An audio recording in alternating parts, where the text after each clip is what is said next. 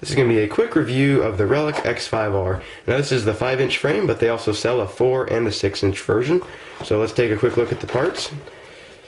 You have your 4 arms, the top and bottom plate, and the camera mounts here. You have your standoffs and assorted nuts and bolts.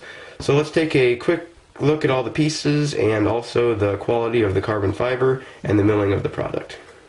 As you can see here, we have our 2 plates, and the milling of the product looks pretty good. There's no bad scratching on the carbon fiber. The holes seem to be pretty good.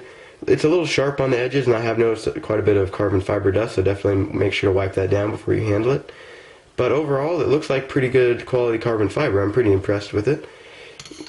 Here's the bottom plate. Same thing with it. It looks pretty good. No scratches or anything, so that's a plus. The arms, on the other hand, they're a little bit rough. You might be able to see some of the scratching on the sides here. The carbon fiber looks to be pretty compact, so it looks to be strong enough. It's just a little bit of an aesthetic thing with the scratches there. Also a little sharp and had some dust on them, so definitely wipe that down before you handle it. Your standoffs are just your standard standoffs. They're nice and grippy, so you can adjust them and take things off out in the field, which is pretty nice. And then it has lots of extra nuts and screws here, so you're not going to run out of those, and you have extras in case they vibrate out while you're flying. So let's do a quick build of this, and I'll see if there's any problems with it and point out some tips to help you get it built a little faster.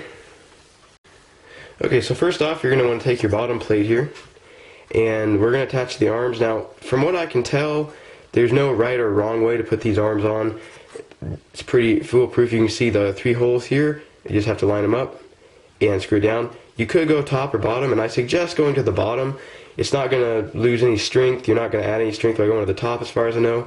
And this way you get more room inside your fuselage area, I guess. And that way you have more room for your flight controller, power distribution board, whatever you need. If it's up here, you're losing 4 millimeters of distance in this main area. So probably put them on the bottom. I don't see any downside to that. But if there is, I'll let you know. So as you can see, I went ahead and put the arms on the bottom, and the only downside is these screws are a little longer, so they kind of stick down, the ones I used to attach it with, but not a big deal. I guess it'll kind of work for a landing pad there.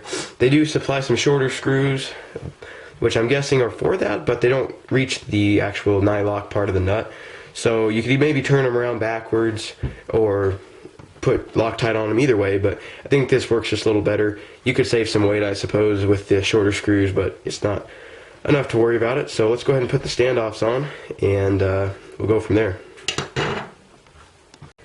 Okay, so I got all the standoffs put on, and I forgot to mention before, you are going to want to put some nylon standoffs in here.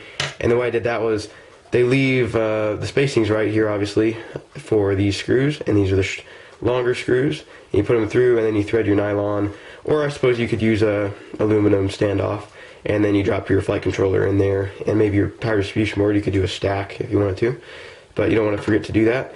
And then, so let's go ahead and put this, or let's put the camera angle mounts in, and then the top plate, and we'll weigh it and see which comes out to be.